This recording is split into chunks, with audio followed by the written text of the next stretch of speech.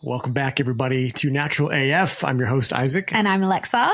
And this is the show where we explore what it means to be natural AF, what it means to connect with our natural identity and our true nature and our higher expressed nature. And I'm obsessed. I've been obsessed with self-development for a long time because I've seen some really profound changes in myself.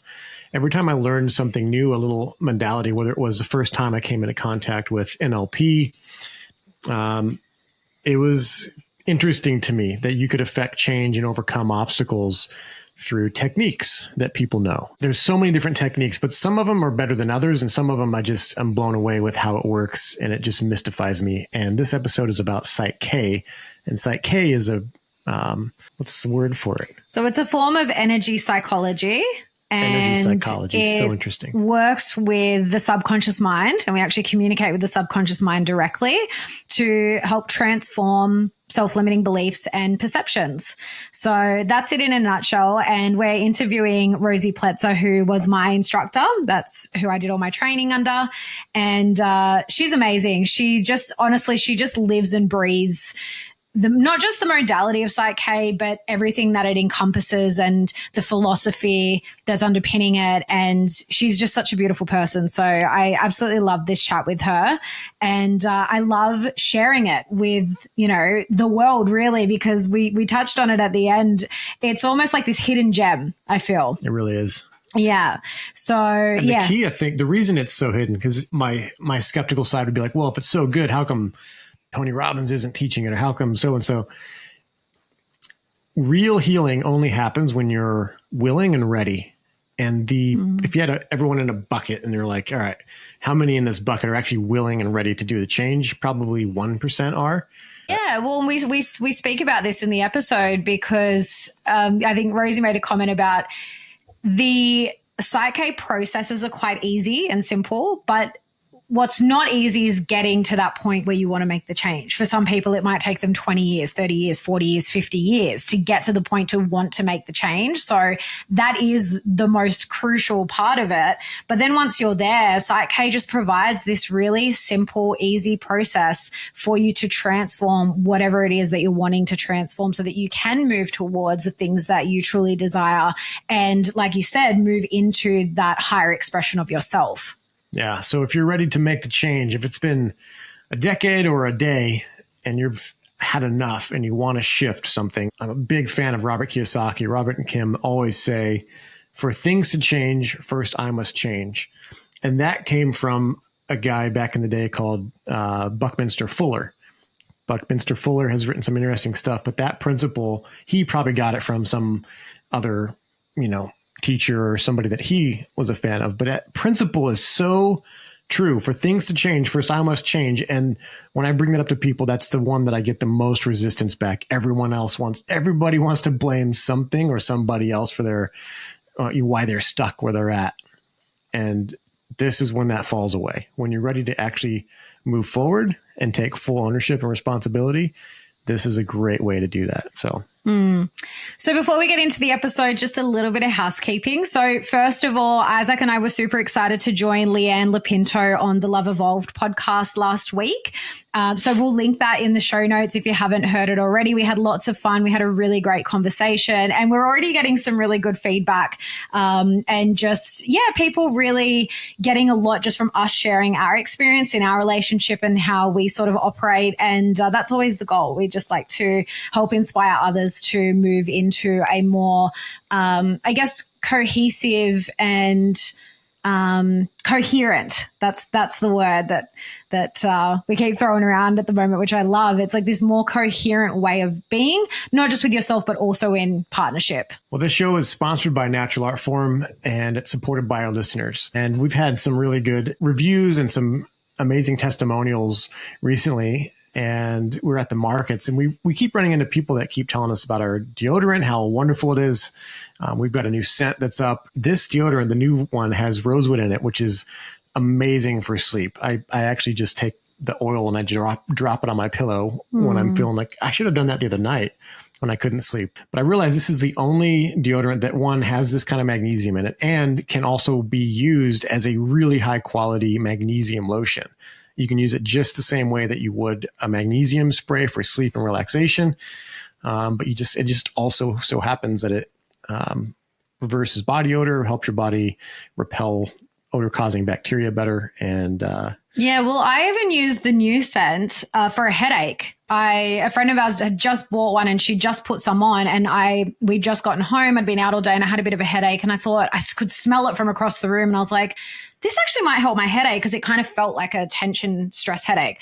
Yeah. And I just put it on under my arms as normal, because you've got quite a lot of lymphatics that run through there, and you're going to absorb quite a lot through there anyway. And then I just rubbed the excess on my forehead and around my head. And honestly, it was pretty instant. Like I felt the relief instantly. So when you said it works kind of like aromatherapy, because there is really high quality essential oils in it. Yeah. So for anyone wanting to try our products, listeners of the show, you'll get 10% off your first order using the code NaturalAF10. So we've got the new deodorant up on the Australian site at the moment. The other scents of deodorant, we've got Alleviate and our Regenerate, Sunburn Recovery and Skin Repair. And for the States, we've just got Alleviate, but we are planning on bringing over the deodorants. Will be next for the States, which is super exciting. As we're giving people simple, pure, and powerful alternatives to common products that are out there that are helpful, we just appreciate everyone's support. And it's been so awesome hearing back from you guys. Another way you can support us is by liking, sharing, or subscribing to this show, so that together we can change our lives, make the world a better place by becoming the best version of ourselves. And that's the mission of this show. Yeah. And we just noticed that we've actually doubled our Spotify subscribers in the last month. So that's super exciting. So we love seeing that more people are listening and getting engaged. So it does make all the difference. So thank you to our listeners and the people that have been supporting us from the beginning. We greatly appreciate it. And without further ado, let's get We're going to get into the episode, and stay tuned for the wrap up, because after our interview with Rosi, Isaac and I are actually going to share some of our really profound experiences with PSYCH-K. We did give some examples during the episode, but I've had a recent one that was really, really interesting. So stay tuned for that. All right. Enjoy.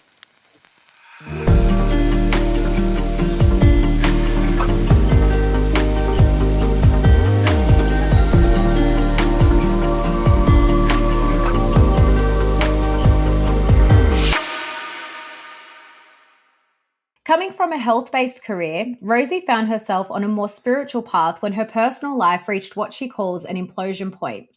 Finding herself in a situation where she was no longer coping, she found the methodology of PSYCH-K through Dr. Bruce Lipton. She was certified as an instructor 10 years ago by the originator of PSYCH-K, Rob Williams, who sadly passed away recently. She now travels the world sharing this simple, fast, and effective means to achieving the peace we seek. Rosi is invested and committed to personal and global evolution through becoming the best versions of ourselves within each moment and situation. She is an example of what she teaches and shares, remaining on her personal evolutionary journey of life and continuing to embrace the growth opportunities that come her way. A long way from perfect, Rosi is authentic and generous with her passion for sharing the how-to for subconscious change. She enriches the learning experience with real examples and experiences and always invites questions for clarification. Rosi's dream and passion is to teach people how to align all three aspects of the mind, the conscious, the subconscious, and the superconscious. By aligning all three aspects of the mind, we create a harmony that encourages peace, flow, and expansion. Thanks so much for being with us today, Rosi. Thank you. It's a pleasure. Yeah, we've been so excited to get you on. I've obviously done my PSYCH-K trainings with you. I've shared that on the podcast before, that I'm a facilitator. Isaac's like my number one client. I'm so fascinated with this modality, and I can't wait to hear more of your story and some of the breakthroughs that you've seen, and to help broadcast this to the rest of the world, because I just think it's so interesting and useful. And Yeah. So let's kick it off with a little bit more about your journey, Rosi. So if you want to share that we kind of touched on it in your intro, but some of your most significant life experiences that have led you to where you are today and the work that you do now with PSYCH-K. Yeah, cool. So I never thought I was going to become a PSYCH-K instructor. It wasn't on my career path journey. I didn't even really know what PSYCH-K was until, as I said in my intro, life hit a bit of an implosion point. My career was good. I was in the health industry or wellness industry for basically since I left school in one shape or form, from nursing through naturopathy to environmental medicine. And that was kind of my thing. And I was successful at it. So that was my career path. And then my life got a bit messy, mainly in terms of family and relationship. So my partner at the time became quite aggressive and violent through a disease process, and my kids weren't coping. I wasn't coping. It was messy, and I ended up on a cruise to try to sort myself out. And on that cruise was a fellow called Bruce Lipton and his wife Margaret and a few other people. Oh, wow. So, the universe was smiling, and Absolutely. I got to ask Bruce and Margaret how they did life so in such a heart-based, kind, compassionate, calm. All the stuff that you see on YouTube with Bruce is very real. So it was palpable, and I was really interested in how they managed to do life so elegantly and with such love. So Bruce shared that if it hadn't been PSYCH-K, he doesn't think he would be doing life that way, and that there was a before PSYCH-K version of Bruce and a post PSYCH-K version of Bruce. So I thought if it was good enough for Bruce, it was probably good enough for me as well. So I got myself to a PSYCH-K workshop and brought it home and really worked with it for myself, to cope with the situation that I was in, to make big decisions, which I wasn't that good at that time. There was a lot of limiting beliefs. I didn't like saying no to people. I was a bit of a people pleaser. There were a lot of limiting subconscious programs that were preventing me from really moving forward and moving beyond the situation I was in. And it started making a difference. My middle son at the time decided he wanted to do PSYCH-K as well. So I went and did the workshop a second time. And that was really good for me, because I think the first time I was so in my situation that I hadn't really seen the breadth of what you could use PSYCH-K for and with in life. I call it the Swiss Army knife for life. I think it's your multiple tool set. You can use it to meet any of life's belief system challenges, which is nearly every area of life. Whenever you're stressed, you can pull it out and use it to transform the perception of stress to a state of peace. And from that more peaceful state, then you can decide how you would like it to be instead, and start installing those supportive and enhancing beliefs and perceptions that are going to help you elevate or expand yourself to a new version of reality. It's not a magic wand. We take action as well. So we create the subconscious potential, and then we add in a little bit of conscious action, and that really propels us towards creating, the life that we're wanting to live, rather than the programs that we react with. Yeah. Yeah, So that was that was my journey. Then obviously I loved it so much I wanted to share it with other people, and embarked on the instructor training journey. Yeah. So how long had you been, like, from when you were introduced to PSYCH-K to when you went on to do your instructor training? Like, what was the time frame? Yeah, 2 to 3 years. So I'd been doing PSYCH-K for a couple of years, and then really more and more I was wanting to do PSYCH-K with people. And for me, I love teaching, I love sharing, I love the one-to-many aspect. I was doing a lot of one-to-one sessions and facilitating with people, but it was becoming more and more of what I wanted to do in life. So it became a natural, organic flow to start the instructor training journey, which wasn't immediate. It takes a fair bit of it is a journey in itself. You kind of have to walk your talk first, and then go the next step. And it has to be a reciprocal fit, really. So I think it unfolds very naturally, that step. Yeah. And having trained under you, I can say you were like born to be doing what you're doing. Like, you're just such an amazing instructor. And actually, and I wanted to ask, did you integrate it with your, like, the practice you were in first? Because obviously, in my experience and meeting lots of people at the workshops, that's what they kind of do with PSYCH-K, is that they then kind of take it and integrate it with the work that they do with people. Yeah, it's exactly what I did. I really, more and more, I was wanting to work with the subconscious limitations that I could hear. I could hear people say them. I was in a consultation and I would hear them talk, and I'd be thinking, oh my gosh, there you've just said a limiting belief. It's come straight out of your mouth. We often say what we're thinking, and when we're listening, it's really easy to see from an objective point of view in somebody else. What their limitations are. So more and more I was wanting to offer, we have this other thing that we can do that I can help you change subconscious beliefs that might then help you accelerate your health journey as well. You still need, still obviously need to take the action steps of whatever healthcare you think is going to help you. But if you don't have that, the mind doctor on board as well, then it's very hard for you to reach those health outcomes. So if you can harness the two, it's so much more effective. So yes, more and more I wanted to integrate it into the clinic space and offer that, and I did. So as well as doing it, we can do PSYCH-K online as well. So I was doing online sessions with people from different countries, and it's a really beautiful. It's a really beautiful space to sit in and offer. As a facilitator, I think it's the best job in the world. Yeah. I agree. I 100% agree. Yeah. I was wondering if you could give a little more of a background on where PSYCH-K originated from and sort of the story about the beginnings of it. Sure. So the fellow that originated PSYCH-K is a fellow called Rob Williams.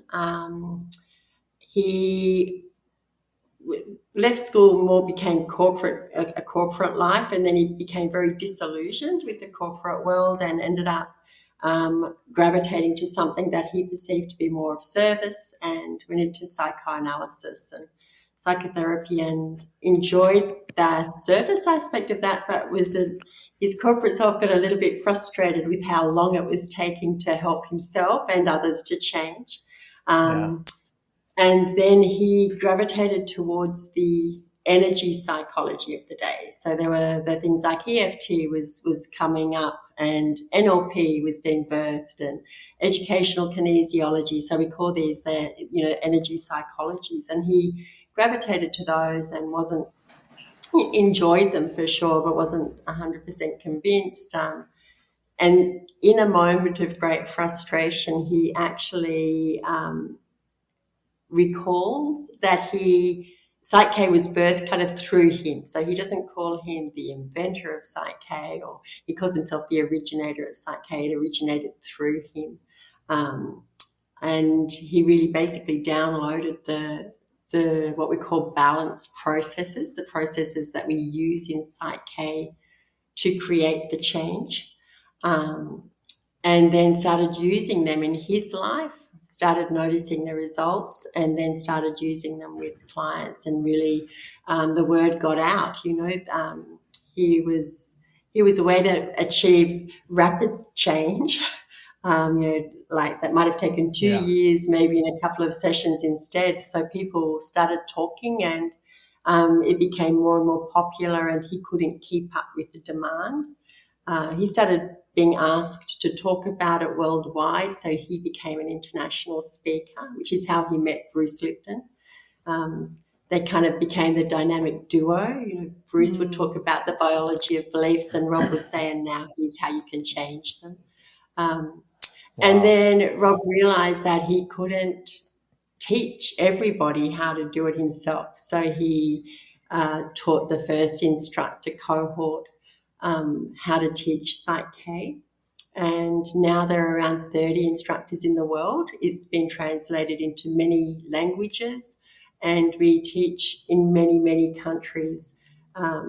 Rob has an amazing integrity, and he really kept PSYCH-K as a methodology so that everybody who learns it is going to learn it the same way. It's like a well-worn energy form, and it's I just can't believe how forward thinking that this man was. You know, he really, I think, had seen other things go scattergun and really wanted to keep this integrity and make sure that everybody who learns it is going to benefit from it in the purest sense. And that's what happens even today. We teach it the same around the world. We're in a collaborative space.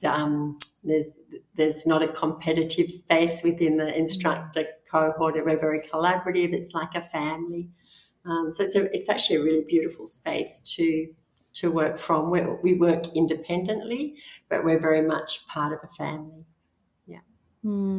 And can I ask, Rosie, was Rob's passing a shock to people? It was certainly a shock to me when I first saw, because it was a month or so ago now. And I've got to say, I was my first thought was, I'm never going to meet him and train under him. Like, because I remember when I did my first couple of trainings, I was like, I might become an instructor one day, you know, many years down the road. And I just kind of always assumed, because you'd done your training and met him, I just always assumed that I'd meet him one day. So I was kind of like, oh no.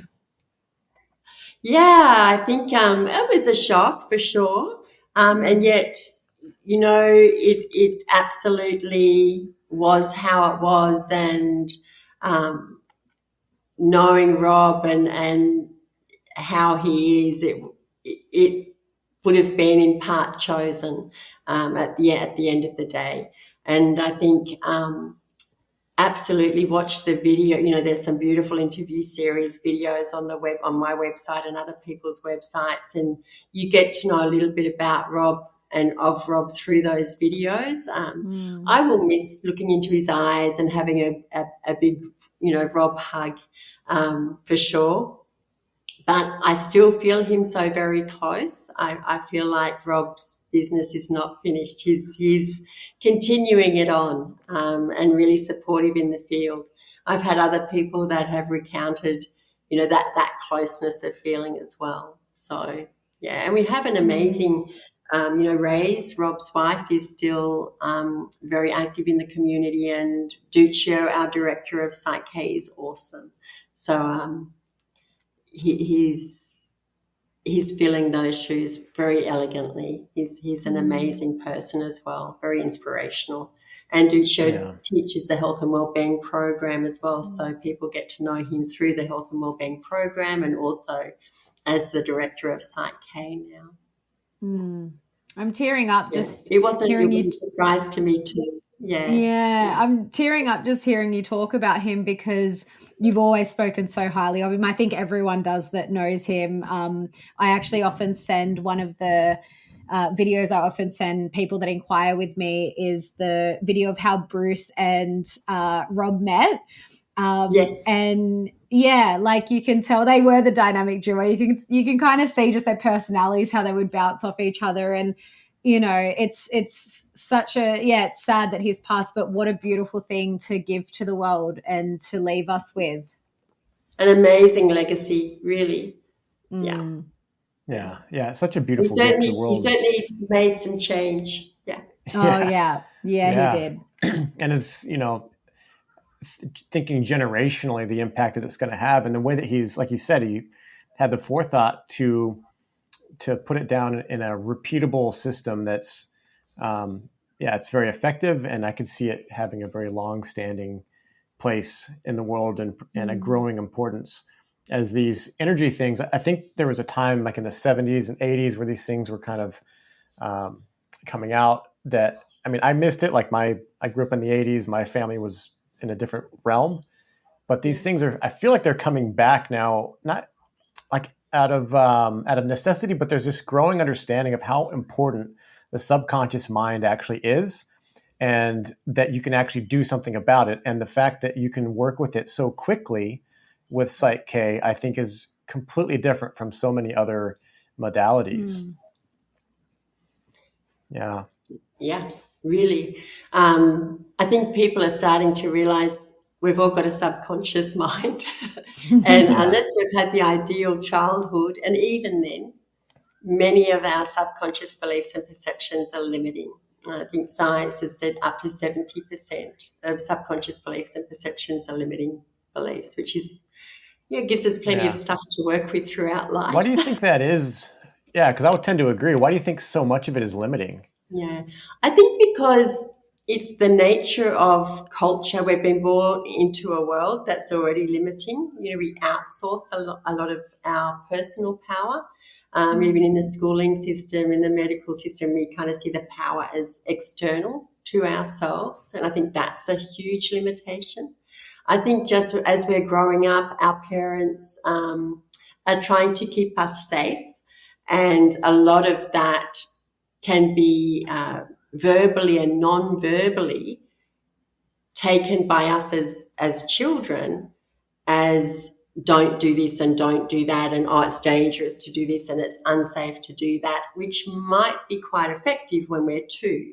But now that we're, able to look after ourselves, maybe we don't need those same limitations,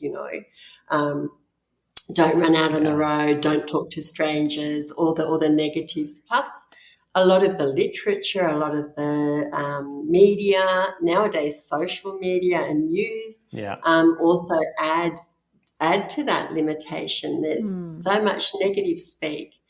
And add to that, the subconscious mind is there to keep us safe also. So we're geared to that safety net, or the primal needs, if you like. So once we feel safe and secure, it's a lot easier to build supportive, enhancing, growth, expansion kind of beliefs. But in those early days, not so much. So I think we're a product of the Western world, and I think the Western world is, from my perception and from my beliefs, I think it's a very odd place. It's a very odd way to live. So I think we live in a very weird way. When you take when you really take an objective look at it, it can seem quite strange. Yeah.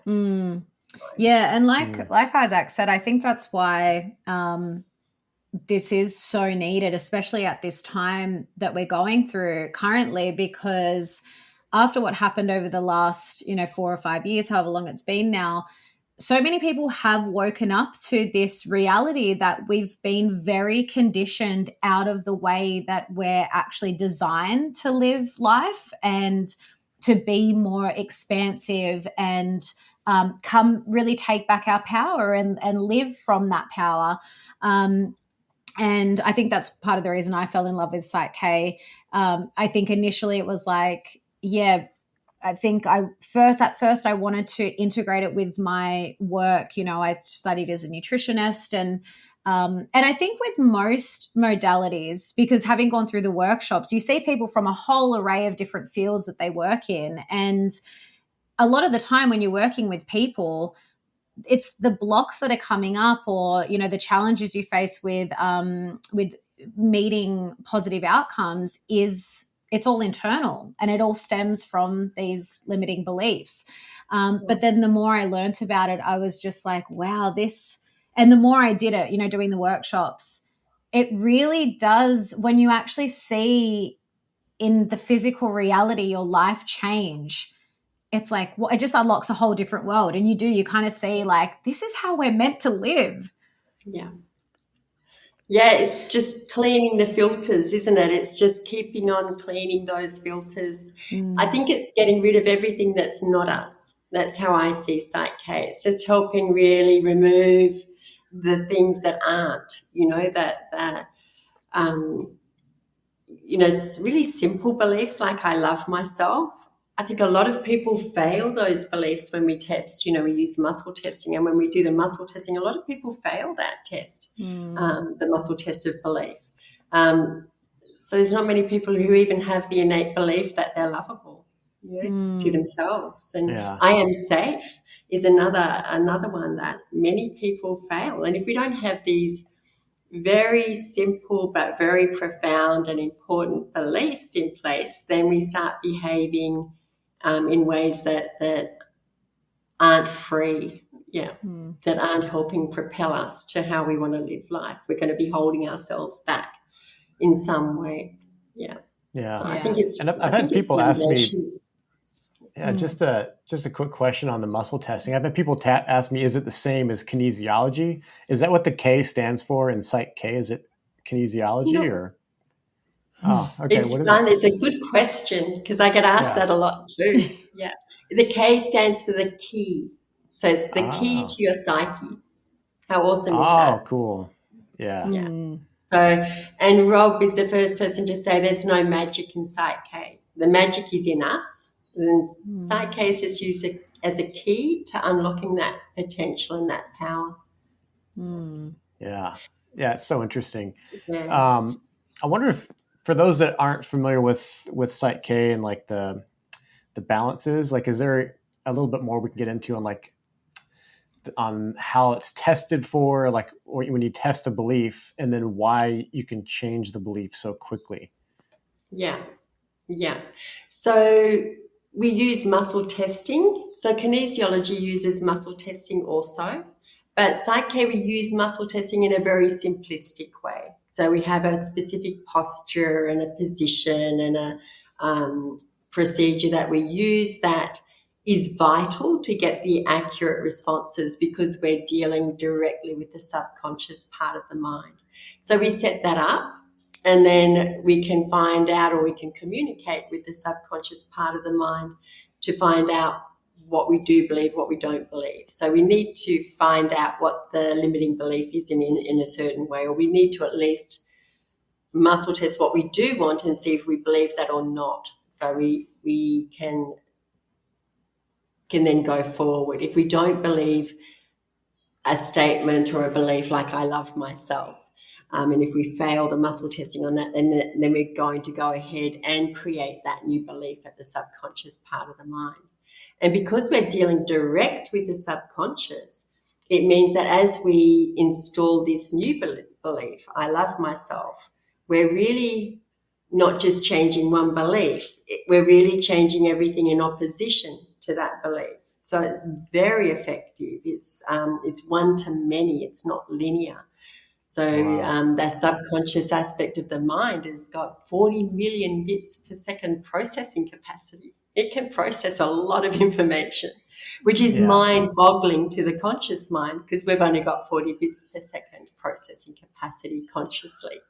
So to try to understand the processing capacity of the subconscious with the conscious is a bit like trying to figure out quantum physics. It's really hard. Right. Yeah, it's like faster than instance. Yeah, it's crazy fast, and it's very effective. We call it sustainable change too because we're creating a change that is sustainable moving forwards. We don't call it permanent change because other things can change the subconscious part of the mind. PSYCH-K is not the only way to change subconscious beliefs. Trauma, for example, will change the subconscious, not to a positive state, but it will change the subconscious. So we call it sustainable change. We create something called a whole brain state in the PSYCH-K processes so that the balances that we use, they are processes of change and their methodologies, they step through a certain procedure that guarantees the effectiveness because we're really making sure with every step that it's going to be okay to do it. It's going to be safe to create the change. And then we're going to make sure that the subconscious can create the change before we even go ahead and create what we call the whole brain state, which is an ideal state in which to share those new beliefs and install those new beliefs and perceptions with the subconscious part of the mind. Yeah. So really it's the whole methodology that creates the change. Every step is super important. It's simple, it's deceptively simple, but it's very effective. Yeah. And I wouldn't call it easy. Yeah. Yeah, I think that's what blows a lot of people away the first time they do PSYCH-K is how quickly it actually works. And I often give people the example that you shared in one of the workshops with a client that you had that had like 20 years of trauma and came out as a refugee, and she balanced in 30 minutes. She like transformed this trauma into being able to move forward with her life. And I just think that's so incredible.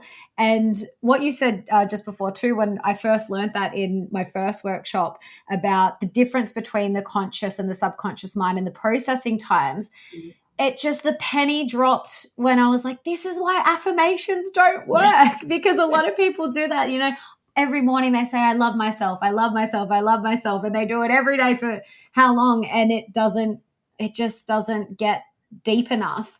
And it makes sense too, how people often, myself included, find it very hard to, when they're trying to make changes, stick to things based off of sheer motivation and willpower. It just doesn't, it just doesn't get you far enough. Wow. Hard work. Yeah, absolutely. I just want to backtrack a little bit, just because we touched on the ways in which we're sort of conditioned throughout life. But if you could go more into sort of how we develop those beliefs over time and sort of how our mind develops, from birth and childhood up into adulthood, because I think that's really important for people to understand that concept. Because a lot of people, before I learned PSYCH-K, I had no idea that was how our mind develops. So if you could explain that. It's fascinating, and I think it's really good to understand, because a lot of people will judge themselves for what they believe and what they don't believe, or they'll judge themselves for their programs, subconscious programs. Once you know how we download those programs or how we take them on, you realize you cannot judge yourself at all, because some of them aren't even yours. So I think it's really nice to take that load off and not have any blame or guilt or shame about what we believe. Just know that once we know something like PSYCH-K, we can get in and change them, and that's where the power is. So not sort of staying in the, oh my gosh, this is where I am. It's like, wow, now I can do something about it. Because we develop beliefs even in utero. So even before we're born, we're developing a stress response. I was lucky enough to be with Bruce Lipton in Copenhagen this year, and he showed a beautiful video of a fetus responding to arguments around it on an ultrasound. So, we're responding to stresses even in utero. Yeah. We can't be held responsible for that.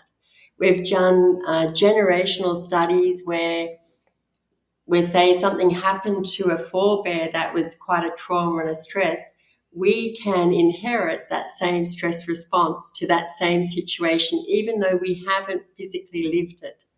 Isn't that amazing? Our stress response and trauma response can be inherited. I think that's crazy. That's so and then critical. We have, it's huge.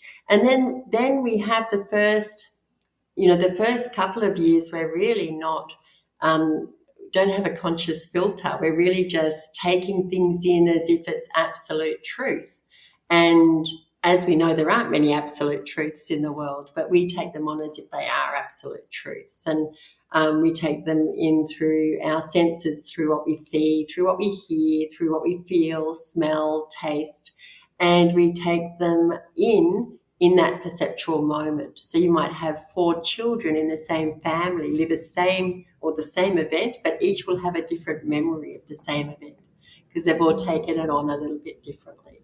So I might come home and I might be super excited. I might have drawn a really cool painting and I want to show my mum, and my mum might have had a really bad day and she's busy and she might just look at me and go, not now. And in that moment I might go, oh my gosh, my art is crap and my mum doesn't like me. She hasn't got time for me. So I've all of a sudden created this whole story as subconscious beliefs and perceptions when it's not actually the case.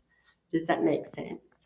Yeah, This absolutely. is that first 7 years of life, really. And then what really surprised me was that from 7 to 13, we still don't have critical thinking up and running. We don't have a fully fledged conscious filter. So we're highly suggestible for those years. So that's really key, because we're in the playground, we have other kids telling us stuff, we're highly suggestible. We go and watch a movie, or we play these video games that are like war games, or we read books. Sure. You know, I remember one of my kids got terrified from spiders watching the Harry Potter movie, you know. As a mum, I thought it was fine to take my kids to that Yeah. sort of a movie, but they're highly suggestible. So Yeah.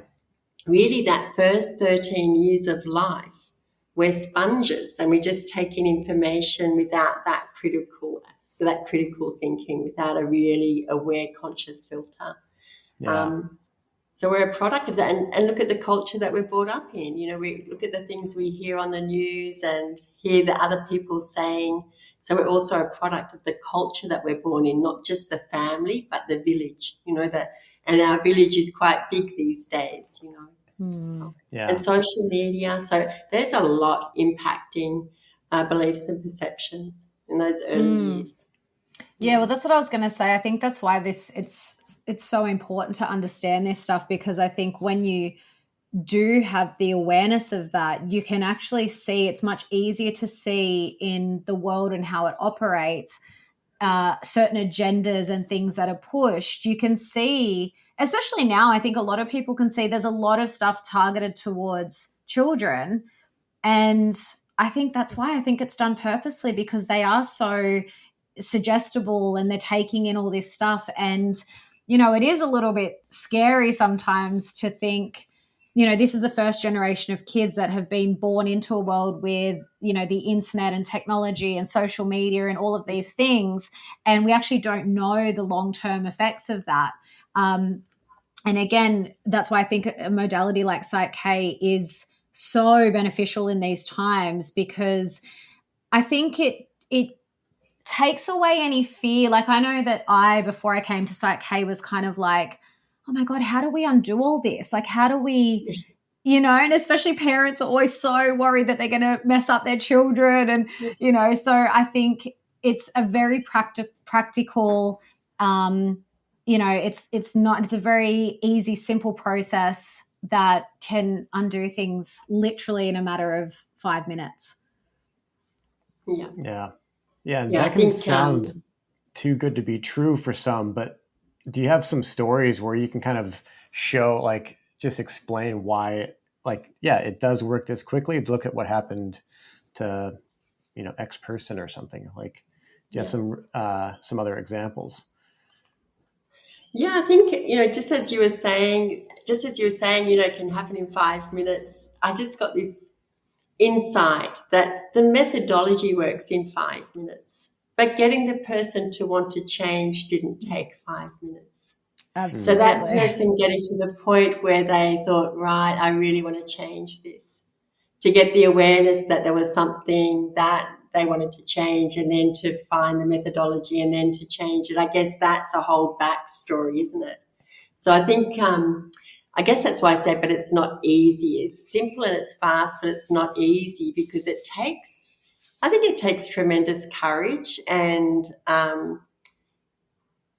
to face ourselves and go, oh my gosh, I want to create the change. I think we have to get there first, and that's the hardest step. I think once we're there, that's why it's so easy and fast. We finally got ourselves there. Yeah. So the backstory to that, it took me 50 years to get there, you know, so it wasn't the 5 minutes. But once I got there, I started getting busy. So I started getting the changes happening. So I think that's also why it's so effective, because people that find PSYCH-K, or PSYCH-K finds them, or a bit of both, I think it's at that crucial time in their life that they're finally putting their hand up to go, I need to change myself. Nobody else can do it for me. Actually, it's my subconscious mind, and I need to get busy on creating that change. And then there's this beautiful gift that shows up in the life that goes, and here's a fast now that you've realised you've got to do it, here's a fast way to do it. So I think the backstory is that it's taken time to get there, and the fact that we're putting our foot into the ring, we're putting our hand up for the change with PSYCH-K. Nobody else is doing it for us. A facilitator is certainly guiding us through it for sure, but it's, as the person creating the change, we're doing it. And I think that's why it's so effective too. You're not relying on somebody else. You actually got both fed in. You're doing it. So it's effective for that. It's also effective because it's this proven methodology. When it first started, it would take 15 to 20 minutes for a balance to work. And I think because it's been really honoured and kept in integrity, it's just faster and faster now for the people that are learning it now. They're coming into a really beautiful thought form that's been enriched by the people before them. So it's taking less and less time for the people to do the balances, which is awesome. I think honestly it's the methodology that steps us into it that creates the effectiveness and the ease and the rapid way. We're dealing directly with the subconscious mind, so we're utilising that 40 million bits per second. So it is fast. And it's attracting people that are ready for the change. Yeah. You can't do PSYCH-K on anybody. It's to do with process. So isn't it interesting? We can't fix anybody. I love that about PSYCH-K too.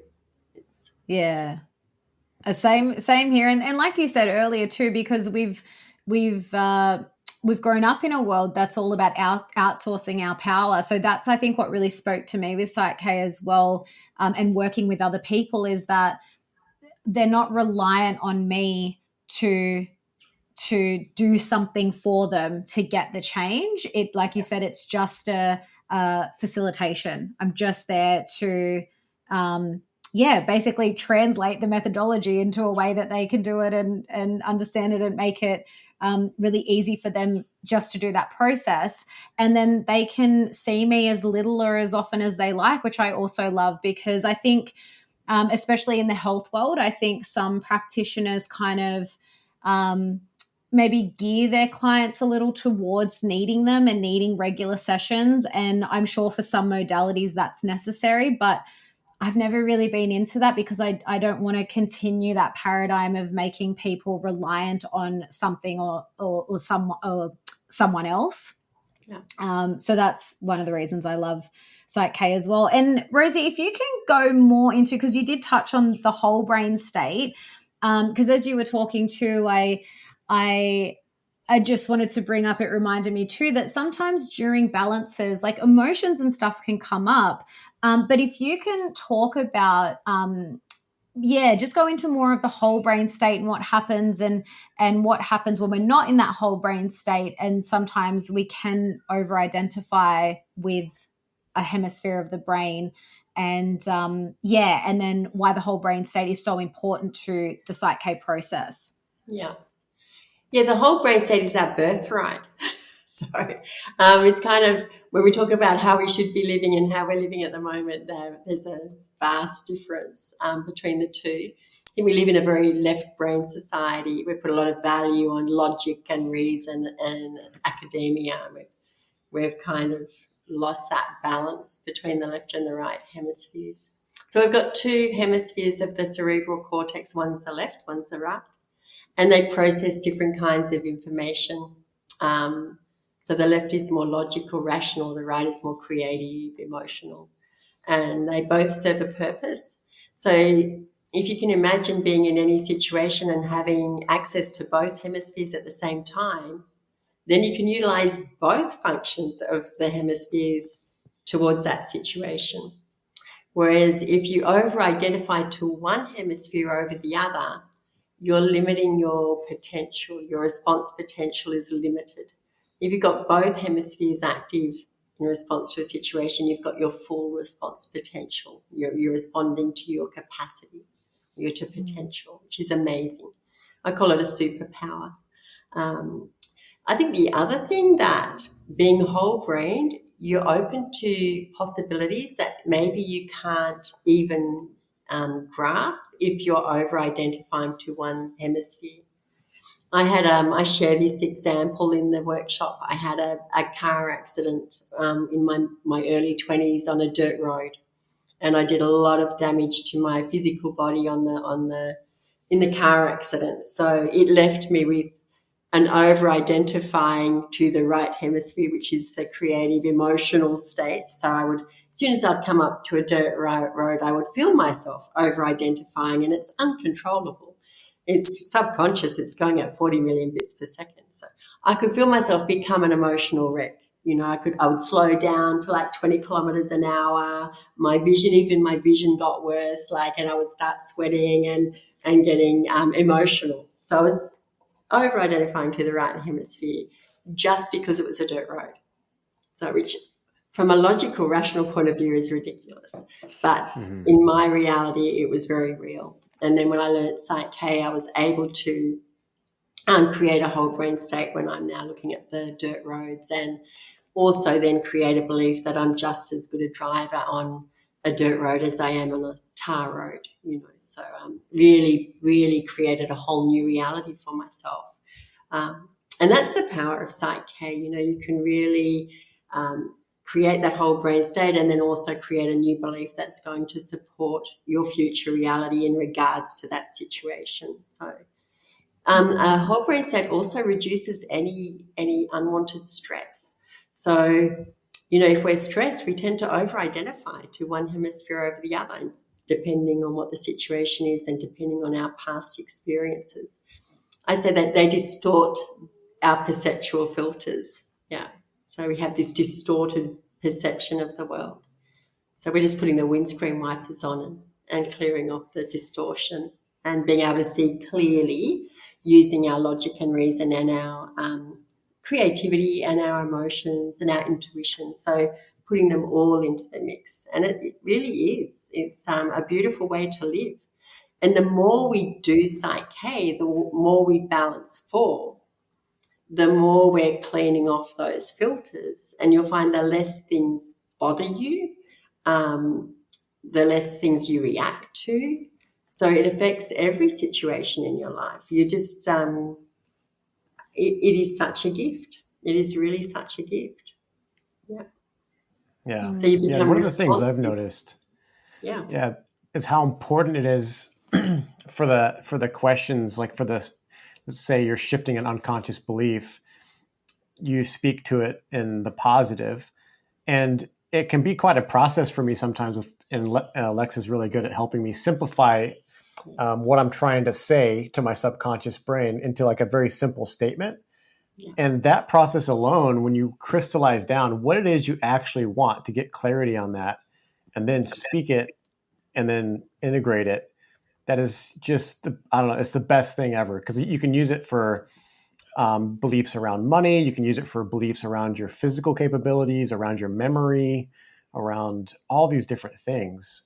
Anything and everything, literally. Yeah. It's limitless. Yeah. Yeah.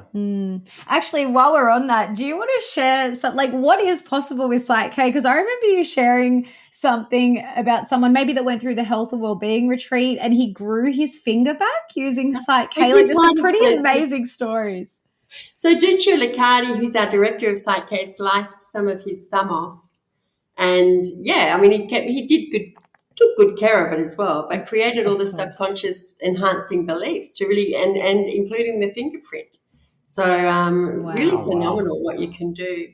I've done some, honestly, I think what you can imagine, start with what you can imagine, because we're taught we can't do a lot of things. And PSYCH-K has really gotten me to the point now where I really question reality. Is that real, or is there somebody out in the world doing that? Because if there's somebody else out in the world doing that, they're showing me that I can do that too. Yes. Because it's possible. So I think that's where I'm living from now, is I try not to say you can't do this or you can't do that, because actually, people have shown me working with other people has been such a gift for me too. I've got a dear friend whose two sons had nut allergies and anaphylactic nut allergies. And he was going through the health and wellbeing, and he said, I'm going to, work with this nut allergies. And the medical part of me is going, oh, don't go there, Yeah. And I'm glad he didn't listen. Like, I didn't say that, but inside I was having the disbelief. So my subconscious was certainly believing that was not possible, and it was possible. His kids are fine with nuts now. Wow. It's amazing. Cool, I did some bad damage to my hand. I was with my son and a girlfriend and moving furniture, and I got my hand caught in the lock and it sliced a big chunk out, and it was nasty and it was painful, and I cleaned it up first, and then I did we can transform the perception of stress using PSYCH-K. So that was my first aid thing, was to transform because it was really painful. I was transforming the perception of stress, and really the pain dialed down within 2 minutes. It went from a 8 out of 10 to a 1 out of 10, even if that. Yeah. And it was a difference between me thinking I should go to hospital and have stitches to going, no, actually, I wonder if it'll just grow back, but it'll heal up by itself. And within 3 days, it had totally gone together, and there was just a tiny little scar, but not even a scar now. It's phenomenal stuff that I would not have believed even 7 years ago, that I'm now believing, just because I'm working with it and doing it and living those experiences. So I'm expanding all the time. I'm a work in progress. I'm learning from other people. I learn from everybody I facilitate with. People are doing amazing things around the world. So yeah. You actually just reminded me, Rosie, of a story. I often forget about this, but it was one of those experiences, one of my more profound experiences with PSYCH-K. And again, it was that's why I forget about it, because it was so quick and it was simple. But the way, so when we were in the States traveling, we road tripped from Wyoming down to California. And I think we'd stopped in Monument Valley and we'd stayed the night there. And I woke up in the morning and I could feel like the beginning of a UTI coming on. And I started freaking out because I was like, I'm in another country. I'm not going to go to a hospital here. Not that I would anyway, but normally, like, the things I would normally turn to, which is like homeopathy and all my natural things, like I didn't have on the road. And I was kind of freaking out, and, because I like to be as natural as possible. Obviously there's a time and a place for medicine, but anyway, I got myself into a bit of a state, and I said to Isaac, let's just go. There was because we're in the middle of nowhere too. Monument Valley is just you're in the desert basically with all these rock formations, and there was literally the place where we stayed and then like a little convenience store and a petrol station. That was it. And I said, let's just go to the convenience store and I'll just get some cranberry juice. That was all I could think to do. So we found the cranberry juice, and even then, the food in America, there was red dye number 40 and the blue dye number 2, all these things and tons of sugar and just nothing I would normally take or use or drink.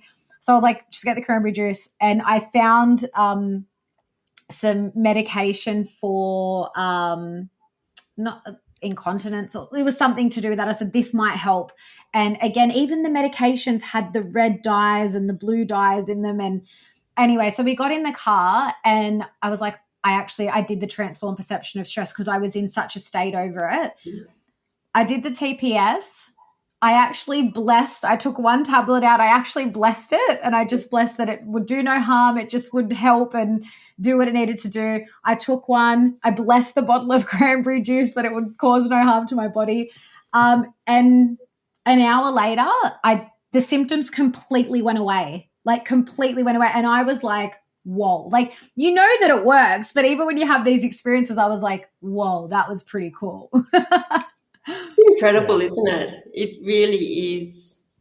I think because it's so fast, and because you're creating the change at the subconscious mind, that the conscious mind sometimes doesn't validate the change. Right. It's almost been too easy, and sometimes we don't believe it can be that simple and it can be that fast. So we don't believe that it can be that simple and easy. So we kind of don't validate it sometimes. Yeah. Well, and I have a story too. When I came over here for the first time last August, we went to a swimming hole where there's a place you can jump off the rocks and, into the water, and it's quite high. And I'm like, oh, it'll be no problem. I haven't done a lot of stuff in the water. Like I taught myself how to swim in my 20s, my late 20s. And, but I, didn't grow up in a big pool. I grew up in Wyoming, like in the middle of a grassy prairie, no real big lakes or, coastal access or anything. Anyways, I was going to jump off the water into this pool, and I started getting this this fear response that I was not really used to, because I was in the Army. I used to jump out of planes. I've, done that a bunch of times, but I was like, for some reason, I'm just getting this real hesitant, so I was like, let's try it out. Let's try PSYCH-K. I think it was probably the first time that I'd tried it. And I think we'd done a session online. It was your first time I did it with you in person. Yeah. And so we sit down, we balanced about transform the perception of stress about just taking the jump off. It was very quick to integrate it. Yeah. And then I stood up and I walked, right off the edge and jumped into the water with no hesitation at all. Cause I kept stopping. I was tried 3 or 4 times. And then after PSYCH-K, no hesitation. And it was fun. And I was like, there's so many things I could use that for. This was just a fun little test. But we've gone on since to use it for perceptions around money and beliefs, and because it was it's very big challenge leaving one country and coming to another, and starting a business and all this stuff. It's just been so good to have a facilitator living in the house. It's handy, isn't it? Yeah, that's really good. Yeah. So, Rosi, I also want to address something just for people that hear this stuff and might think it's a bit woo-woo, or, they don't really get it. I mean, anyone that knows Dr. Bruce Lipton, the fact that he's so involved with PSYCH-K kind of speaks for itself. But for people that, are a bit skeptical about, how it works, do you want to go into a little bit of the studies that are actually done around PSYCH-K and the brain function and what actually happens during or before, during and after balancing and going through the processes? Yeah, sure. It's kind of where science meets spirituality in a way. So, there is that spirituality component. Rob calls it a spiritual process with psychological benefits. We're inviting the greater aspect of mind into the equation.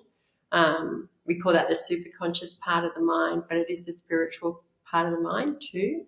So, so people can think it's when they hear that, they can go, oh, woo-woo. But I come from a very science-based background. So for me, it was the science is quite persuasive. There's a lot of science around muscle testing that will, if we put you in a controlled study and put a weighted amount on the arm with a very set procedure and process, you will get up to 13% reduction in muscle strength, So muscle testing has got quite a lot of research and studies done around it. As for the processes, we've done things like EEGs to show that we can create a whole brain state, and they're up on the PSYCH-K International website. You can find those studies under the FAQs if you wanted to look at them, which is awesome. I think that's really nice for people with a bit of a science bent to, it does happen.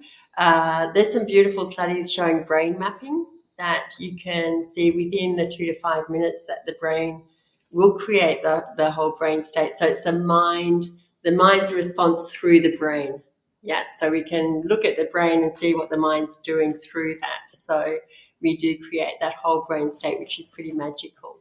To create that whole brain state, we have to have let go of the over-identification that was there beforehand.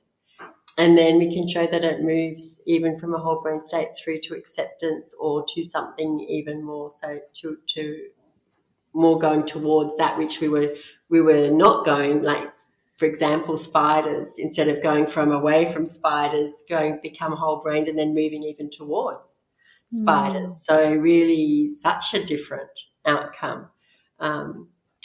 We learn something called surrogation in the workshops after the basics. So in the advanced integration workshop and in the master facilitation workshop, we learn something called surrogation, which is where we can do PSYCH-K at a distance, you know, and that can really blow people's minds. It's like, how can you do it from the other side of a phone, or how can you do it from the other side of the world with somebody else? And those studies are amazing, that they were done with Rob Williams and Jeffrey Fannin, who's a neuroscientist who now works with Joe Dispenza. But yeah, Jeffrey Fannin and Rob did some beautiful studies where they showed the printout of the brain and the electrical activity in the brain changing with Rob going to surrogations consecutively with different people. So you could see that from a science point of view, there was no other explanation except this does work. Wow. You know, that we are all connected. You know, Rob has this beautiful saying that the world, probably the biggest dis-ease or disorder in the world, is something called the illusion of separation. We all think we're separate from each other and everything and from nature, and we would not do things to each other if we recognize that actually we're all connected. So it's an optical delusion that we are separate. And I think this beautiful process of surrogation and the science behind that shows that we're all interconnected. It's pretty amazing. Yeah. I couldn't believe that when I first experienced the surrogation for myself. And I've gotten over the past couple of years, especially more in tune with my body and with feelings and sensations as it relates to emotion. And you can definitely feel a difference when when a facilitator puts you in surrogation with someone else. Yeah. You can feel the energy shift, and it's immediate. Yeah. And and even I don't know why that works or how that works, but it just and even just with nature, because I remember you sharing the story, Rosie, about going to surrogation with a tree and then just sitting there and like being in that energy. And we did the same thing. I think when you visited Australia for the first time, we sat on the beach and we both went into surrogation with the ocean and then just laid there. And what a beautiful experience! And I think it's such a beautiful tool to be able to connect with nature in that way on a much deeper level. And I think, I've only done that a couple of times, but I actually feel like for me personally, that's all I needed to realize, like, I can actually do that without the surrogation. I can actually just be in, and it opens you up a lot more. Yeah. You start seeing beyond the illusion. And experiencing beyond the illusion. Yeah. I have a question, Rosie. Have you ever worked with anybody with PTSD from the military? I haven't, and there is a facilitator on the Gold Coast who has, and there are testimonials on her website actually that it was just the most effective thing for them with really lovely outcomes, which is really nice. So I know people that have worked with that, and I'm another facilitator friend who's in Brazil, I'm pretty sure. I'm wanting to say Brazil. I hope I'm not getting it wrong. He's pretty sure he's in Brazil, but he's working specifically with trauma with PSYCH-K, and he's just really, really creating magic with people, helping people create magic, which is really nice because there's nothing better than being able to step out of that trauma response and being able to live life without that. That constant. And so my military background, it was more advanced, more top end. I was a SOCA medic, like a trauma medic that worked in the special operations world. Yeah. And just in that world, just the nature of it is this rapid turnover of processes and ideas as they're always evolving to the next better thing, the faster, the more effective, real things that work. Any new gadget and gizmo that comes out, if it's not effective and it doesn't actually work, they'll test it, they'll pitch it, and they'll do it very quickly. Yeah. But I'm just thinking this, especially in a team environment, obviously it's a very ethical process. So you can't, like you said, do PSYCH-K on someone. They have to be willing and go through the process and be willing to change. But for somebody that's working with veterans, and I don't work with anybody in particular. I've done some men's group, but there are some people that have different levels of trauma that I've come across in a men's group situation. And I'm kind of starting to think maybe I should look at learning how to do this to help facilitate some of that, Yeah. because it's so effective. And why not, And I think you've hit the nail on the head with, I've had other people say, can we bring it into this setting? Can we bring it into that setting? Can we bring it into a school setting and teach kids? And it all sounds really good, but it's key on the partner wanting to create the change for themselves. Mm-hmm. So this is why we can do it individually with other people if they're wanting that change, and it works fantastic. But we can't, to bring it into an organization and say we're going to do it with everybody is really tricky. Right. But having said that, I've done it now with a couple of big companies that wanted to create change within the company, and I've had to say to them, we can't do it like the way you think you want to do it. I can't do PSYCH-K on all of your management team. It just doesn't work that way. I can do it with the people that want to create change within themselves. And the people that don't, that's fine. And it's still been highly successful because the people that want to step into that space have done so. And they've created the change. And even them, just by them expanding and changing, it's lifted the whole team anyway. So I think there's a ripple effect, isn't there? Yes. That happens just with one change. Yeah. So it would be amazing if you had the opportunity to work with people that wanted to create that change. Yeah, actually, and another question on that, I already know the answer, but for people that are wondering, can you do PSYCH-K with children? 100%, yes. Yeah, as long as they can engage in the process, you can do PSYCH-K with children. I've facilitated with even down as young as 5-year-old. He was scared of somebody under the bed, and we just did a simple TPS, and then I asked them how they wanted it to be, and they just wanted it to be a fun place under the bed. So we just created a new belief. Yeah, so I love that. The dark, all sorts of things. I worked with a boy who wanted to kick his feet when he was swimming because he couldn't seem to get his feet to work, and I laugh about that because his mum brought him in for a full session, which I normally work with people for about an hour. And he came in, we just did one belief, and that took maybe 10 minutes, and that was it. He was done. He didn't want any more. He just wanted to go to the pool.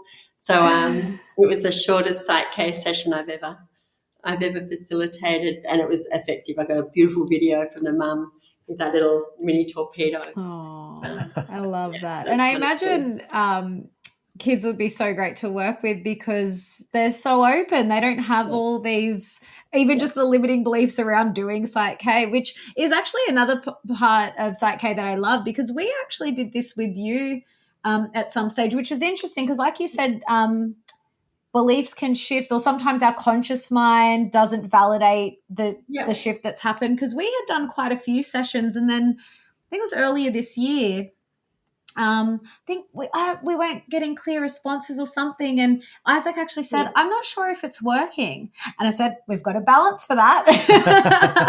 And so you can just balance that you trust the PSYCH-K process and that PSYCH-K works for me, and we did it. And actually, since we did that balance, I would say, I can't speak for you, but just from what I've witnessed, you've had some of the more profound shifts using PSYCH-K after we balanced that. Yeah. Yes. Yeah. There's, some very good, some clarity around different beliefs I didn't even know that I had when we tested it. Like, so if you don't know what to do, there's a list of balances you can do, and going through and checking, just seeing, okay, I'm just curious about my beliefs. Check this one. Yes. Check that one. No. Okay. Yeah. Interesting. I thought I believed that about myself. Yeah. And I got a weak response, and then balancing it. And then, just afterwards. Oh, what I've noticed too is after some of the last couple of sessions we've done, I'll get this really profound, like, kind of fatigue and like tiredness, and not like debilitating, but I'm like, I feel like a nap. And I've had that experience as well in the past, because the past couple of years have been some really profound, rapid changes for me. And anytime there's a big change for me or a breakthrough, my body gets zapped. Some energy is lifted off, some kind of weight has taken off, and then I rest, and then I'm good to go. And we had some rapid changes around money, like right after some balances around that. We sell a product that I make at local markets. And that next weekend, we had one of, I think, our best day ever at that market. And then consistently, week after week, we were having just record days, and I love that. I love seeing that, because it's not just like, oh, I'm going to use PSYCH-K to get rich, but it's like, we just want to be able to provide for our families and just get our basics covered. And we were struggling. And this was something that I'm like, I feel like I'm putting all this work in, I'm stressed, and all that's just making everything else harder. It's putting weight on our relationship. And when you shift that, it's like, I'm not working as hard at it seems like, but I'm getting better and more results, which was very nice to see. Yeah, it's cool, isn't it? Like, money's just money, but we stick all this stuff on it, and we've got so many, because it's such a big part of modern day life, it accrues so many limitations. For me, I didn't think I could be a good person and have a lot of money. There was that blocking me. And I grew up with an immigrant family that came to Australia as immigrants, and they had this very beautiful belief that it was a lucky country, and if you worked hard, you could make something for yourself. So I was brought up that you work hard, then you can make something for yourself. So, it sounds, all these things that once we can unplug, we can make it a much more even flowing, enjoyable experience. The whole money experience can be enjoyable rather than this battleground that it can be. Yeah, well, I've been delving a lot into the nervous system, and we just did an interview yesterday with our friend Sophie Fletcher from the States, and she's a nervous system expert among so many other things. She's such a wealth of knowledge, and it's something that I've really delved a lot into in the last year or so, and just understanding the nervous system. And for me, it's almost been like the bridge to understanding how the subconscious mind affects our body and the way that our nervous system responds, because that's how I understand it, is that it kind of starts in the subconscious mind with all these beliefs, and and our nervous system, our autonomic nervous system is all about keeping us safe and keeping us alive, and it's always going to act in accordance with those beliefs. And there's a podcast that I listen to that she's also a nervous system expert, and that's what she talks about. And she often says you can't battle against your nervous system. And it's to me, it's like you can't battle against your subconscious mind, because in that example that Isaac just gave, it's like, you're doing all this work and you're trying to do all this stuff. So in this example, you're trying to make money. But if your subconscious mind doesn't believe that you deserve money, or that you are able to make lots of money in what you're doing, it's like you're battling against it. And it's always going to be an uphill battle until you shift those beliefs. And then it's almost like, there's an allowing, and then you don't, like you said, you feel like you don't have to work so hard. It just kind of comes to you. It's just drawn to you. Yeah, synchronicity and flow. Rather than the uphill battle. Yeah.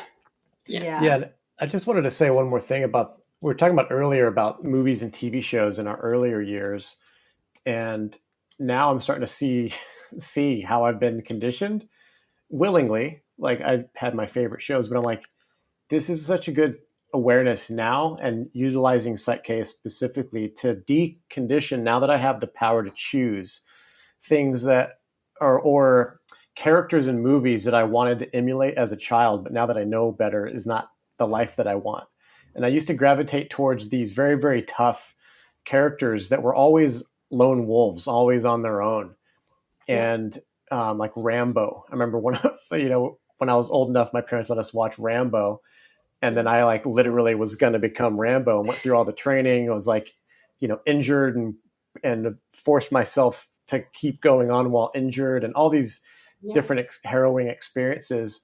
But Rambo was always a loner. Like, nothing ever really worked out for him. His love interest never worked out. She always either died or something else happened. It was just this tragedy life. And I lived kind of like that tragedy life for a long time. And So using a bunch of different modalities, but eventually coming to PSYCH-K and learning, how to pull apart your subconscious beliefs and just examine them and be aware, and then make an active choice.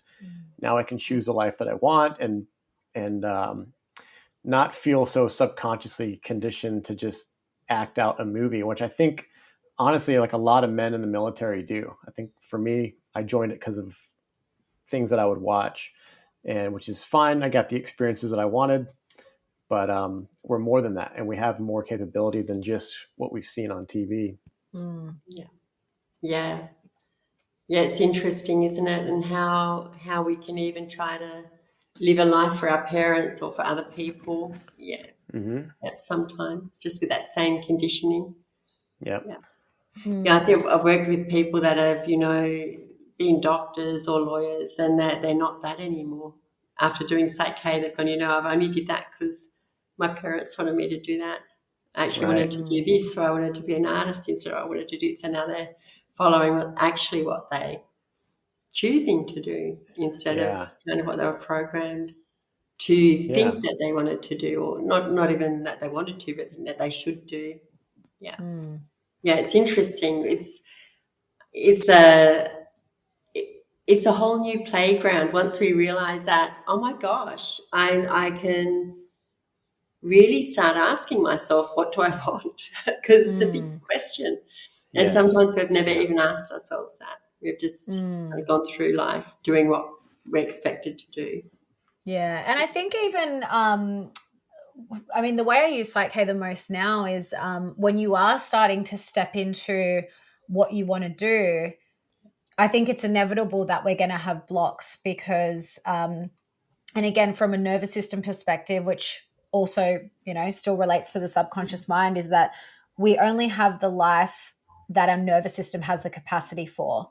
So when we want to step towards the things that we want and the life that we want, or the work we want to be doing, or starting a family, or whatever it may be, your subconscious mind and then your body, they're only going to let you go here. They're going to be like, well, we've kept you safe up until this point. So we're just going to stay here. So it is a process to, again, just, be able to recognize what the blocks are. And again, another thing I love about PSYCH-K is the messages protocol. So, even when I'm not 100% sure, I can just do the messages protocol, identify what it is that, if it's blocks around something or whatever, and then just see what comes up. And every time it's like, that hit the nail on the head, that hit the nail on the head.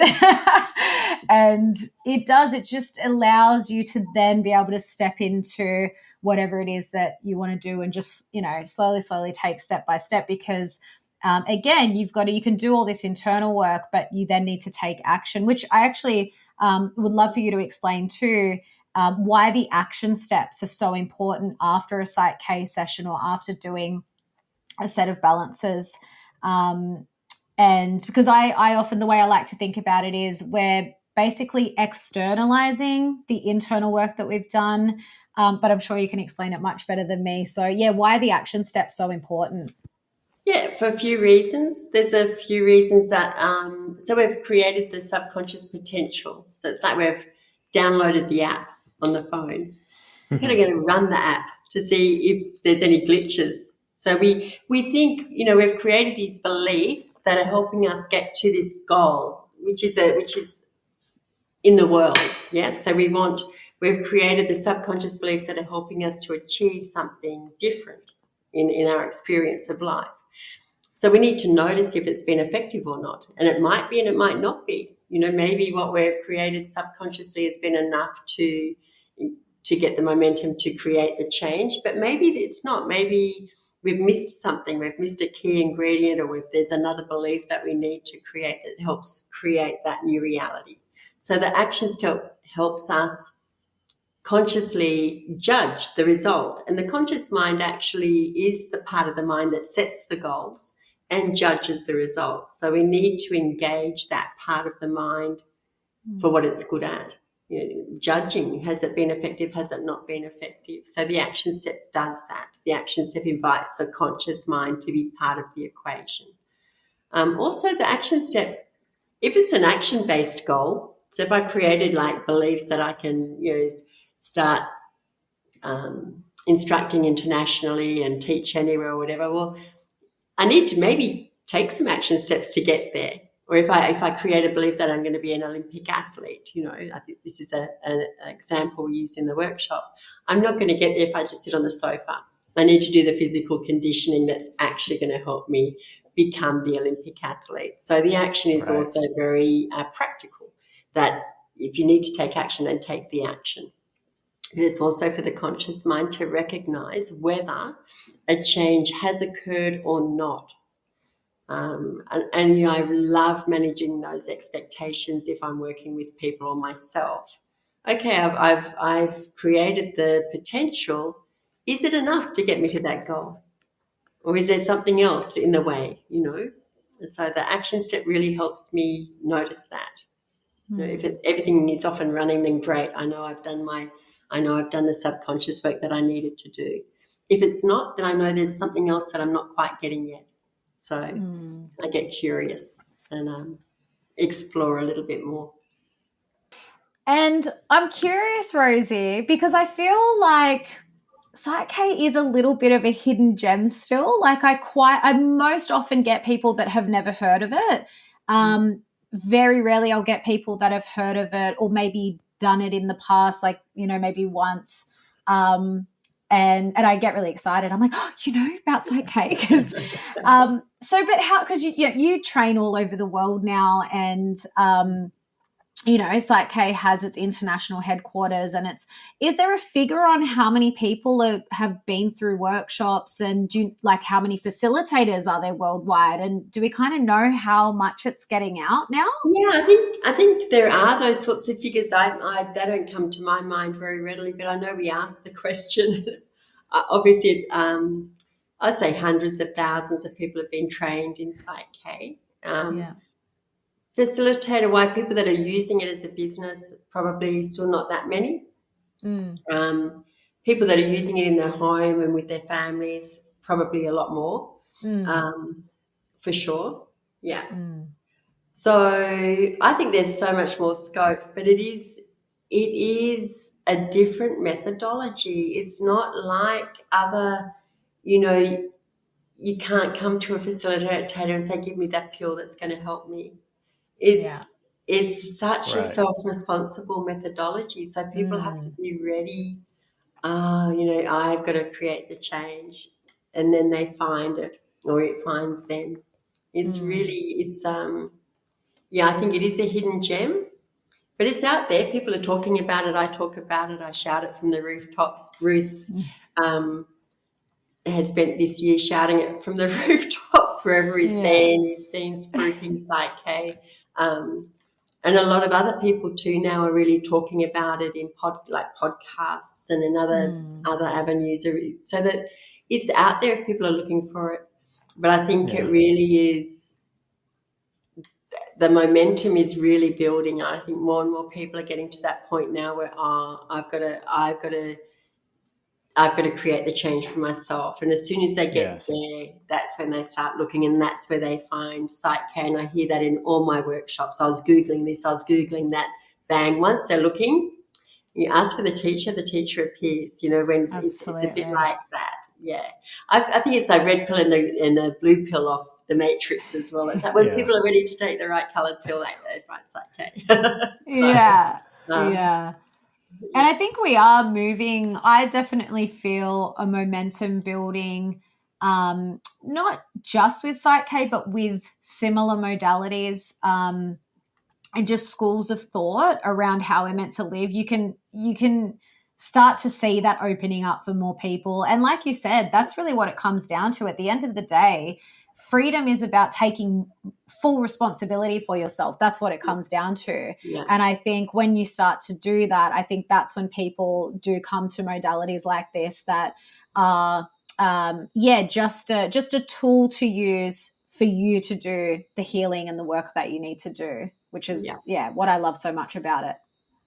And I think even, as you're saying, the nervous system, and people starting to talk more about the nervous system and understanding the nervous system through, through things like breath work and the vagal therapy. And, there's so much now that people are understanding, oh my gosh, there's this aspect of myself that I need to start mastering as well, that I need to start working with and acknowledging. And it's like our emotional life, that's still fairly new. We were taught to, when I was growing up, you couldn't be angry. Angry was a bad emotion, and there were good emotions and there were bad emotions. So Right. I think nowadays it's a lot more acceptable to talk about our emotional life, so I think we're getting there. I think Bruce has been an amazing ambassador to really talk about even the nervous system. We can't be in stress and be in growth at the same time. They can't coexist. And this is what the nervous system studies are so good for people to study. It's like we can't fight the nervous system. We can't fight that. So we can't be in repair and growth. What is it? We can't relax and digest when we're stressed. It just doesn't happen. So exactly. Yeah, really important. Yeah, I remember hearing about Bruce Lipton. I came in late to that as far as like a lot of people have heard about him years and years ago. I'm still very new to his work, but man, the way he talked about it, because I was going through relationship troubles, a couple of years ago. So, and a very, interesting story of just, going to marital counselors and this coach and this therapy modality and really looking for that change in myself. I was very codependent, very kind of blamed myself a lot for everything, but also took responsibility for what truly was mine. And it was just a matter of like sifting through what's mine, what's not. But I remember coming across Bruce Lipton talk about relationships and him and his wife. And he was like, basically he was just saying like, yeah, well, like we used to have our ups and downs and fights. He's like, but we just decided to change that and we don't fight anymore. Yeah. Haven't for like 10 years. And I was like, man, how do you get to that? Like, I want that life. And it just makes sense now, learning more about PSYCH-K, because it's these perceptions. A lot of it, like I still find myself working my way through those perceptions that come up.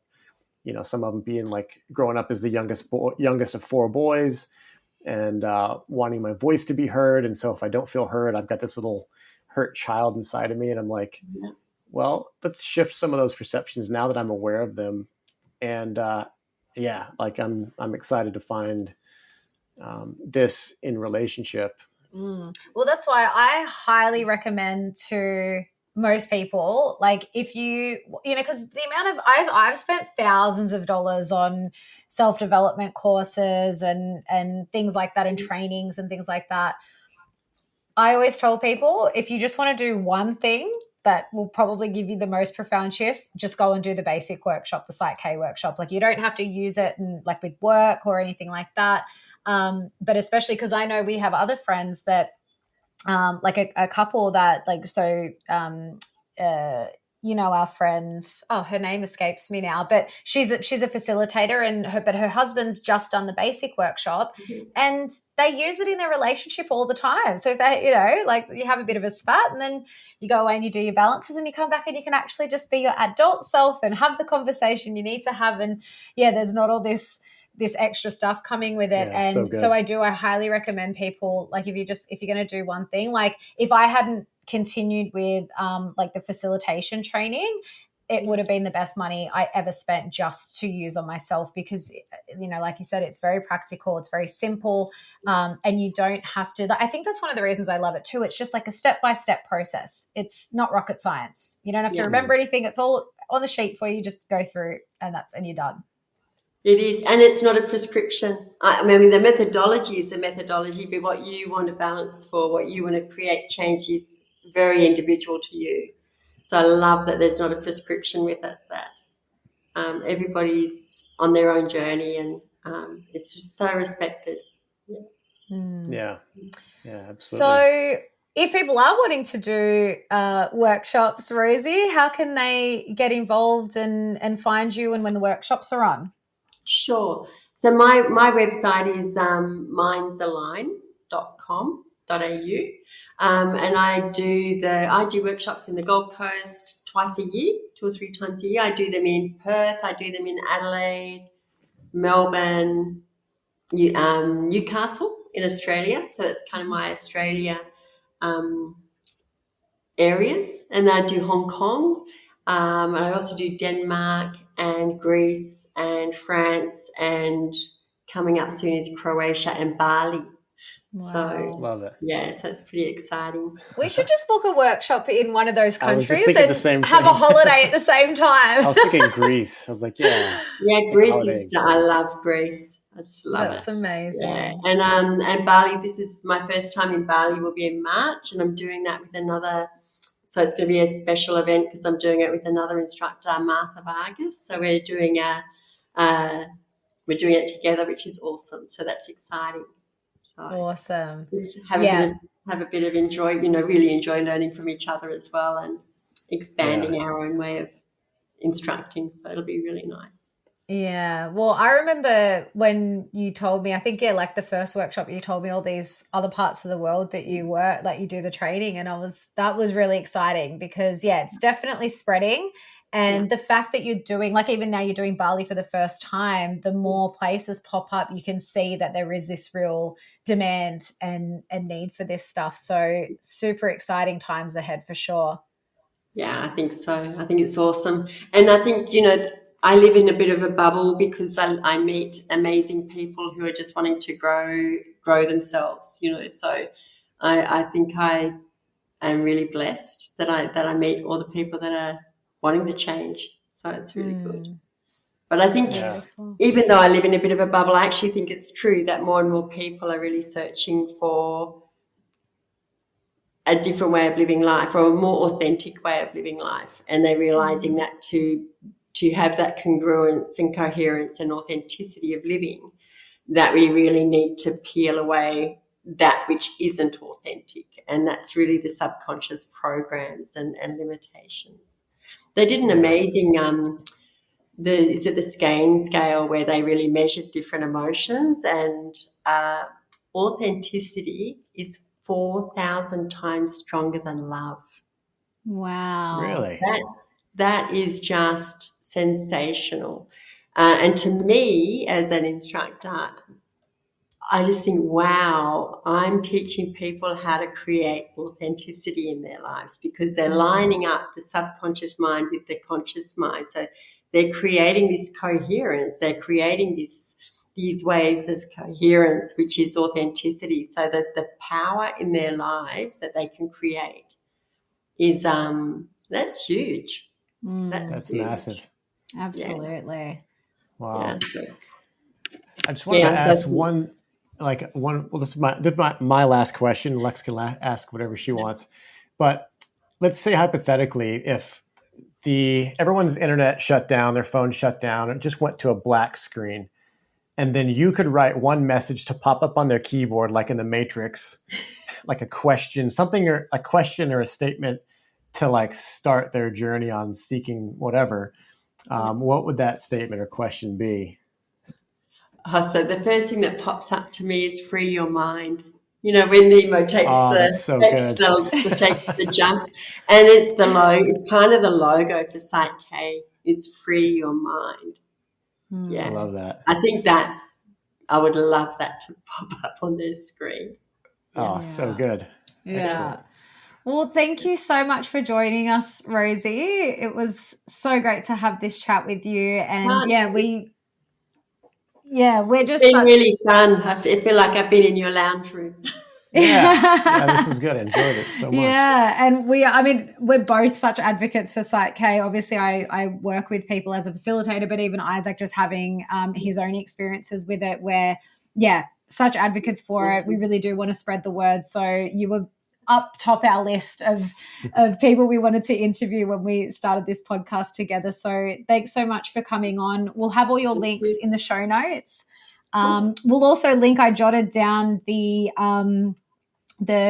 brain imaging, I think you said, that was available, or the EEGs that were available on the PSYCH-K website. Yeah, we'll pop that link in too for anyone that's interested at looking at those. Yeah. And I will see you in March, I believe, at the next workshop. Yes, you will. That's exciting. Yes, can't wait. Yeah, awesome. Thank you. Thank you for joining us. Pleasure. Thank you. Yeah. Yes. We'll catch you next time. Everyone go out and look up PSYCH-K and go find a facilitator near you. Mm-hmm.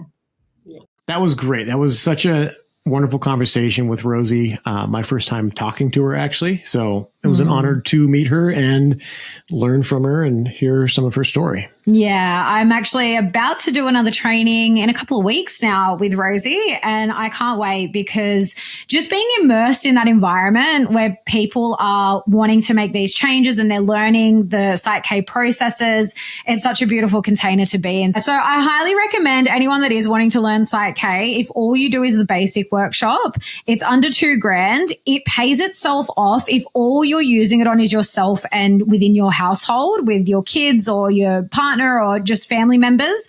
It pays itself off tenfold with the amount of personal growth and development that you get out of it. I can't recommend it highly enough. We've put all the links in the show notes to Rosi's website, which is where you can book in for trainings. Like she mentioned, she's doing them all around the world, so it really doesn't matter where you are. We've also linked what we mentioned during the episode about the science behind PSYCH-K. We've linked the studies. So if you do actually want to go and have a look at the science behind it and the brain scans, all that imaging is within the studies. And I've also put down my website, which I've just done a soft launch with. So it is under construction, but you can now register your interest. You can get in touch with me there. So that's discoverequilibrium.co. That's also in the show notes. So if you do want to work with me and experience PSYCH-K for yourself, definitely reach out. Absolutely. Alexa is such a talented practitioner of it. She just has a way of helping you set goal statements and simplify them and make them just so effective. When you get a clarity of what you want, sometimes that's really the hardest part, is getting clear on what you want and phrasing it in a way that's effective, because you can't focus on what I don't want. PSYCH-K doesn't work that way. You focus on where you want to move into. And that's really good to learn and keep that focus. And we had a session recently that was profound, and there was some things that I have been thinking about with what I want to shift, things that are tied to generational things in my family. And the more I learn about it, there is something to the genealogy and lineage, the learned behaviors, as well as the inherited just DNA belief system. And this is cutting edge stuff. I hope people are ready for this. Your belief system is part of your DNA. Yeah, well, we talked about this in the episode. Rosi actually said that there are studies to show that even in utero, we're responding and reacting to what's going on in our environment. So that stuff is definitely inherited. And I think they're the things that are the most unconscious, because we're not consciously aware of what happened to our grandparents and our great-grandparents. And before that, we don't have any conscious awareness of that. And that is the stuff that we hold in our DNA, in our body, and in our psyche without even knowing it. So PSYCH-K can be so powerful in being able to shift the stuff that you're not even fully consciously aware of. It's not really a practice where you get locked into it for life, where you're just always coming back. It's really just as much as you want to shift. If you're happy with how your life is going, but you have a few small things you want to tweak or perceptions about stuff, then go with that. But I'm exploring human potential. I love exploring what more my spirit can bring forth into this reality. And for me, I actually just shared this on our podcast episode with Leanne Lipinto, but my biggest shift, the first really big shift I had from PSYCH-K was when I did my first training. And I was before I'd met Isaac, and I did a whole session on shifting my perceptions around relationships. And I knew at that point that there were definitely blocks there. Again, I wasn't 100% sure. I think some things I was aware of, and there were some things that it wasn't until I actually sat in that container and went through the session with Rosi, who's an amazing facilitator, of course. It was very simple. Like, I think it was only maybe 3 or 4 balances that I did in that whole session, maybe 4. And those 4 balances completely transformed my life in that way, because I then met you not so long after, and we haven't repeated any of the same patterns that I used to repeat in my previous relationships because of these limiting beliefs that I was holding on to, and just my perception around relationships in general had shifted. So that alone, that's worth more than 1,000 tons of gold. Like, Yeah. you could be the wealthiest person in the world, and if you just keep repeating shit relationship cycles, like none of that means anything. Like, yeah. a good relationship is worth so much. Yeah. And there's just so many things. I think we touched on this as well in the interview, but the scope of where PSYCH-K can go, it really is, to me, it's limitless. Like there is there's like a saying about like the only boundary is like the roof you build for yourself, or I think I just might have made that fine. up. I like that saying. But it's really like you're the only one that sets the limitations really with this. So yeah, I think Katy Perry said that. Yeah. So relationships is a big one. Beliefs around money and business in general. Like, Rosi mentioned that she works with like corporate clients now that they want to really evolve their teams, and you can use it for that. I also used it around my surgery. So before going into surgery, I think most people can relate to that kind of nervous feeling that you get. I did it before that. And again, this was the first surgery I ever went into that there were no nerves going in whatsoever. And I just had full trust and faith that everything was going to go well. And it did. I also helped in my healing process. I've also used it for, most recently, just some things which we also discussed with Leanne Lipinto, was some things coming up around my sexuality and some healing that needed to be done. And I did 2 balances. That was it, 2 balances. And I had the most profound shift, along with, some emotional release and things like that. And again, that's also what I love so much about PSYCH-K, is that it can be used very well in conjunction with other modalities. Yeah, absolutely. I mean, if you're a practitioner, if you're a therapist, like a licensed family therapist or whatever, learning something like this and adding this to your toolkit for helping couples or helping individuals overcome certain traumas or memories or bad experiences, or helping make changes in their life, it's such a fast way to do it. And it's not fast in the way that people want, like an instant fix-it-all pill. But the subconscious mind, when you're working in that realm, it processes information extremely fast. And I think that's one of the misconceptions that people have about the subconscious. I've heard people talk about the subconscious mind very definitively, that it's like an iceberg. It's slow moving. It's like steering a big shipping container. It's very slow to move. And that's why you have to write down what you want to program in your subconscious, and you have to read it every day for like a month, and then you'll start to make a change. You can do it that way, or you can create a whole brain state and do all the things that you can with PSYCH-K and do it in an instant. I challenge you, test it out and see if it really actually works that quickly.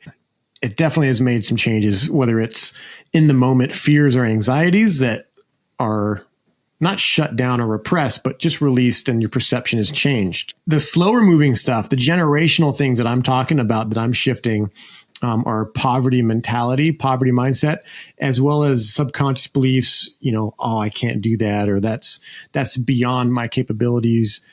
There really is no limit, like you said, except the one that you place for yourself. So in the spirit of sharing amazing modalities that can help you heal on a really deep level, next week's episode is with our friend Stephen Leah, who works with the modality called Emotion Code, which I had never heard of until I moved up here and met Steve. And it's another form of energy. It's not psychology, but it's more energy based work as well. And this focuses more on releasing trapped emotions that are held in the body.